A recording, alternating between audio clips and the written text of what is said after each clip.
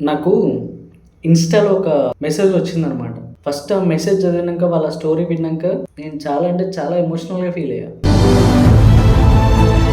ఎందుకంటే ఏ రిలేషన్‌షిప్‌లో అయినా ఒక్క పర్సనే జెన్యూన్‌గా ఉంటారు. ఇంకో పర్సన్ ఏం చేస్తారంటే జస్ట్ వాళ్ళ కంపెనీని ఎంజాయ్ చేస్తా ఉంటాడు. ఇదొక కేస్ అయితే, ఇంకో కేస్‌లో అయితే ఇద్దరు జెన్యూన్‌గా ఉంటారు. వాళ్ళ ఫ్యామిలీ సపోర్ట్ కూడా వాళ్ళకుంటది. ఇద్దరికీ పెళ్లయిపోతది. కానీ ఆఫ్టర్ మ్యారేజ్ ఏమైతది? ఈ ఇద్దరు పర్సన్స్‌లలో ఒక పర్సన్ ఖచ్చితంగా అరే! నేను అనవసరంగా ఈ మ్యారేజ్ చేసుకున్నా, అనవసరంగా వీళ్ళతో ఉంటున్నా, దీనికన్నా బెటర్ ఆప్షన్ చూజ్ చేసుకుంటే నాకు బాగుండేది అని చెప్పి డైవర్ట్ అయిపోతా ఉంటారు. అంటే అందరూ అవుతారనట్లే కొంతమంది. కానీ ఈ రిలేషన్‌షిప్‌లోకి వచ్చేసరికి ఏమైతుందంటే వీళ్ళకి చాలా అడ్డంకులు వచ్చాయన్నమాట. వీళ్ళ రిలేషన్‌లో గానీ అన్నిట్లలో వచ్చినాయి. కానీ అన్నిటిని అధిగమించుకుంటా వచ్చి వాళ్ళ ఫ్యామిలీ సపోర్ట్ లేకపోయినా ఇయర్స్ కొద్దీ వెయిట్ చేసి మరి 2 సైడ్ ఫ్యామిలీస్‌ని ఒప్పించారు. కానీ పెళ్లి జరగలేదు. అందరూ ఓకే. పెళ్లి కార్డులు అన్నీ ఫిక్స్ చేద్దాం, పెళ్లి డేట్లు ఫిక్స్ చేసుకుందాం అది ఇది అని అనుకున్నారు. అంతా ఓకే అనుకున్నారు. ఏ మండపంలో అది ఇది అని అనుకున్నారు. కానీ వీళ్ళ పెళ్లి జరగలేదు, ఆగిపోయింది. వీళ్ళిద్దరూ ఇప్పుడు వేరు వేరు పెళ్లి చేసుకోవాల్సొచ్చింది.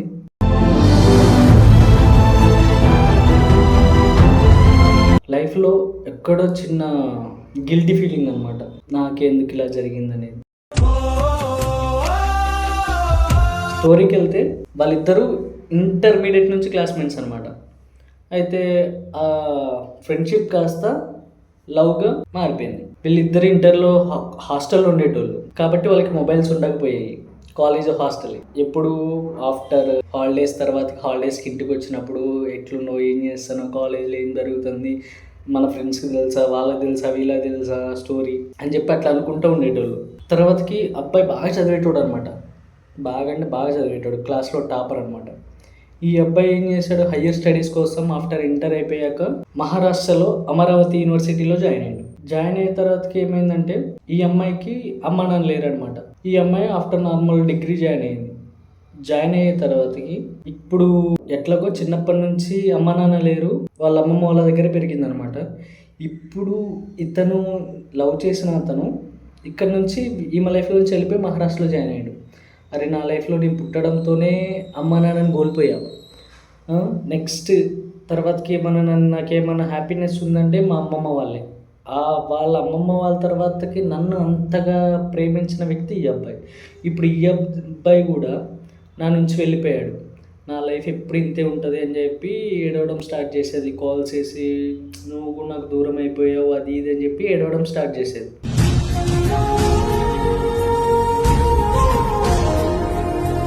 అయితే ఫిక్స్ అయిపోయారు కదా వీళ్ళిద్దరు పెళ్లి చేసుకుందాం అది ఇది అని చెప్పి. డీప్ లవర్స్ కదా. అరే నిజమే, ఆమెకు అమ్మ నాన్న లేరు, అమ్మమ్మ దగ్గరే ఉంటుంది. మరి ఇప్పుడు నేను ఇక్కడి నుంచి మహారాష్ట్ర వెళ్ళిపోయి ఇక్కడ చదువుతున్నా కదా, ఇప్పుడు ఆమె అక్కడ ఒంటరిగా ఎలా ఉంటుంది అని చెప్పి ఆలోచించి అక్కడ సీట్ క్యాన్సిల్ చేసుకొని మనీ ఇవ్వాలి, రిటర్న్ ఇవ్వనని చెప్పారు. మేము రిటర్న్ ఇవ్వమన్నా కూడా 1 lakh ఫీజు కట్టేసి 1 lakh ఫీజు కట్టేసిండు. 1 lakh ఫీజు కట్టి కూడా ఏం చేసిండు, అక్కడ నుంచి రిటర్న్ వచ్చేసాడు.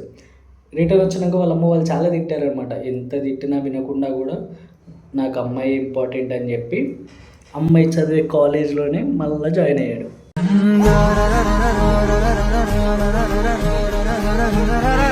ఇప్పుడు వాళ్ళ కాలేజీలో వీళ్ళ లవ్ స్టోరీ తెలియని వాళ్ళు ఎవరు లేరనమాట. First year, second year, final year అట్లా ప్రతి ఒక్క వాళ్ళకి వీళ్ళ లవ్ స్టోరీ గురించి తెలుసు. ప్రతి ఒక్కసారి తెలుసు. ఆఖరికి లాస్ట్‌కి ఆ కాలేజ్‌లో వర్క్ చేసే ఆయాతో సహా తెలుసు. అంత బెస్ట్ రిలేషన్‌షిప్. ఎందుకంటే ఈ అబ్బాయి బాగా చదువుతాడు. అమ్మాయికి అమ్మ నాన్న ఎవ్వరు లేరు కాబట్టి అందరూ సరే అనుకొని వీళ్ళకి ఇంకా సపోర్ట్ చేయడం స్టార్ట్ చేశారు. నెక్స్ట్ అంతా అయిపోయింది.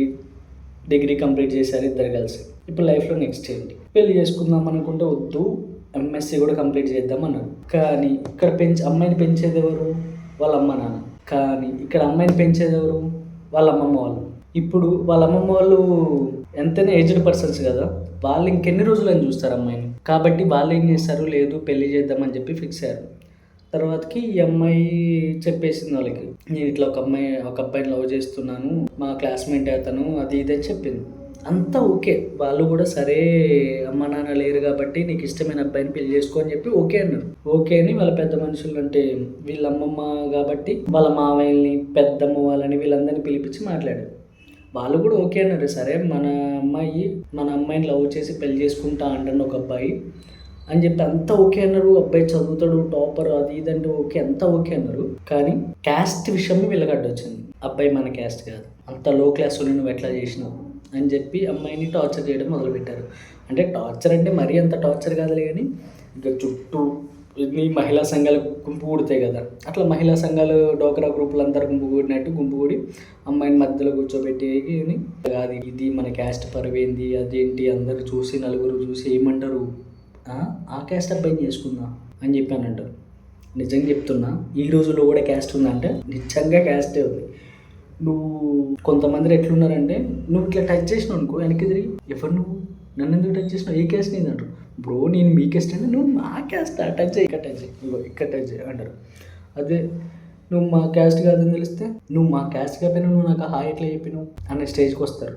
ఆ అమ్మాయి వెళ్ళి అబ్బాయికి చెప్పేసింది, ఇట్లా క్యాస్ట్ డిఫరెంట్ అని చెప్పి నన్ను ఇన్ని మాటలు అన్నారు, అసలు పోయి బాగానే ఇట్లా లవ్ చేసినావు అని చెప్పి నన్ను చాలా చీప్గా మాటలు అన్నారు, పెంచినందుకు బాగానే బుద్ధి చెప్తున్నావు కదా అది ఇది అన్నారని చెప్పాను.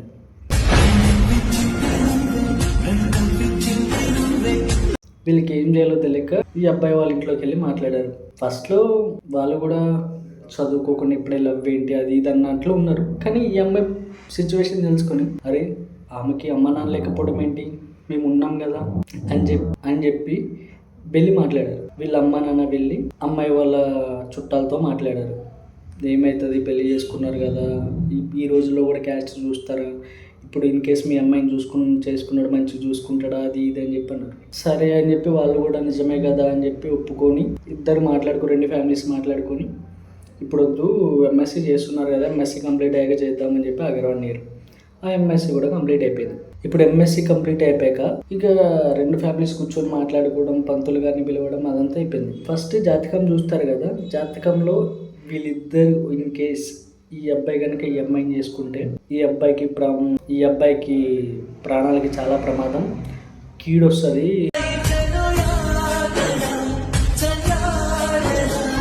వీళ్ళిద్దరు కలిసి ఉండలేరు, ప్రాణగండం ఉంది అని చెప్పి చెప్తారు. ఫస్ట్లో భయపడి నాకు అదంతా వద్దు, నాకు అమ్మాయి కావాలి అది ఇది అని చెప్పి ఫిక్స్ అయిపోయి ఇక సరే అమ్మాయి ఇంత ఉన్నాక మనం ఏం చేస్తామని చెప్పి అదో ఇదో పూజలు చేపిద్దామని చెప్పి అనుకున్నారు. అంత అనుకున్న తర్వాత అంతా ఓకే, ఇక వీళ్ళకి ఏ అడ్డు లేదు, ఇక పెళ్ళి ఒక్కటే ఉంది అనుకున్న టైంలో అబ్బాయి వాళ్ళ అమ్మ నాన్న బైక్ మీద వెళ్తుంటే ఒక కారు వచ్చి గుద్దింది అనమాట. సివియర్గా యాక్సిడెంట్ అయింది.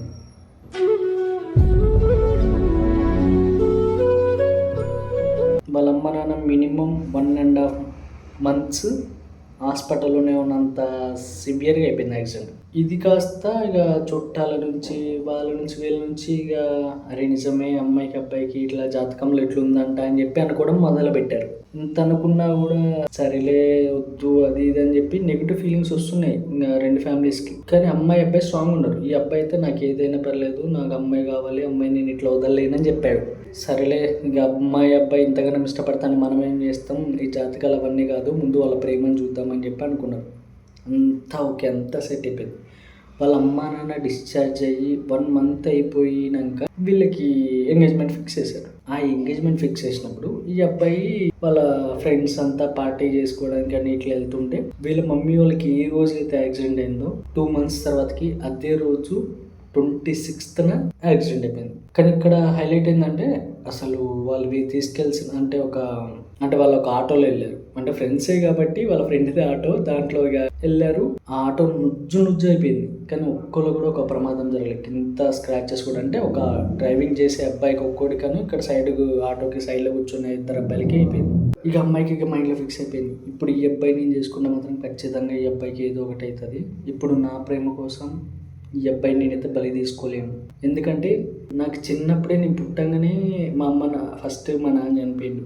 అందరూ అమ్మాయి పుట్టింది, అరిష్టం అమ్మాయి ఇట్లా జరిగింది అన్నారు. నెక్స్ట్ థింగ్ కొన్ని రోజులకి మా అమ్మ చనిపోయింది. ఇప్పుడు అంతా ఓకే సెట్ అనుకున్నప్పుడు వీళ్ళ అమ్మ నాన్నకి ఇట్లా అయింది. దాని నుంచి బయటపడ్డాక ఇప్పుడు ఈ అబ్బాయికి ఇట్లా అయింది. నా హ్యాపీనెస్ కోసం నేను ఈ అబ్బాయిని చేసుకుంటే ఈ అబ్బాయికి ఏమైనా అయిపోతే ఏంటి పరిస్థితి అని చెప్పి ఇక నేను వద్దు నాకు వద్దు అని చెప్పి చాలా చికాకు చేసింది అనమాట. చికాకు చేయడం పక్కన పెడితే ఏం చేసింది, విత్ ఇన్ కొన్ని రోజులలోనే వాళ్ళ ఇంట్లో వాళ్ళ బావ ఉంటాడు అనమాట. వాళ్ళ బావకి ఎక్కడ సంబంధాలు దొరకట్లేదు. ఈ అమ్మాయి పేరు మీద 3 ఎకరాలు ఉన్నాయి. వాళ్ళ ఫ్యామిలీ కూడా సరే ఈ అమ్మాయికి ఎవ్వరు లేరు కదా, 3 ఎకరాలు వస్తే మనకి అని చెప్పి చూసి ఎప్పటి నుంచో అడుగుతున్నారు. ఆ క్యాస్ట్ వాడిని ఎందుకు లవ్ చేసింది, అదే మేము లేమా, మేము చేసుకోమా, అది ఇది అన్నారు. సరే అని చెప్పి తనకి ఓకే చెప్పేసింది అనమాట. ఇక ఈ అబ్బాయి కూడా ఏం చేస్తాడో ఏం చేయలేడు. సరే అని చెప్పి పెళ్ళి అయిపోయింది. అమ్మాయికి పెళ్ళి అయిపోయింది. పెళ్ళి అయిపోయినాక ఒక 3 ఇయర్స్కి ఇతనికి కూడా పెళ్ళి అయిపోయింది. ఇప్పుడు ఇద్దరు ఎవరి లైఫ్లో వాళ్ళు హ్యాపీ, ఎవరి పార్ట్నర్స్ లైఫ్లో ఎవరి పార్ట్నర్స్ని వాళ్ళు హ్యాపీగానే చూసుకుంటున్నారు. అంతా బాగానే ఉంది, పిల్లలు ఉన్నారు, ఇద్దరికి బాగానే ఉంది. కానీ వాళ్ళు 12 ఇయర్స్ నుంచి రిలేషన్షిప్లో ఉండి ఒక జాతకం కోసం విడిపోవాల్సి వచ్చింది.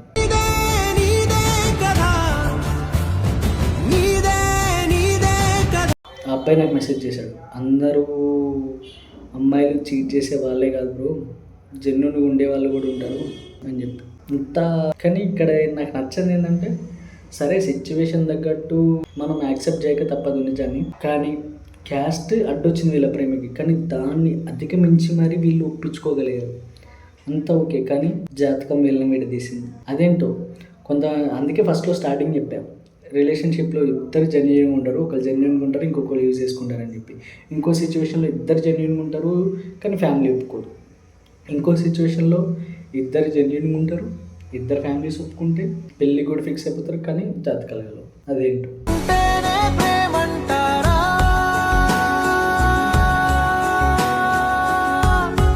ఇలాంటి స్టోరీస్ మరిన్ని వినాలంటే ప్లీజ్ డూ సబ్స్క్రైబ్. ముందే చెప్తున్నా, మీకు హార్ట్ఫుల్గా కంటెంట్ నచ్చితేనే సబ్స్క్రైబ్ చేయండి. Thank you.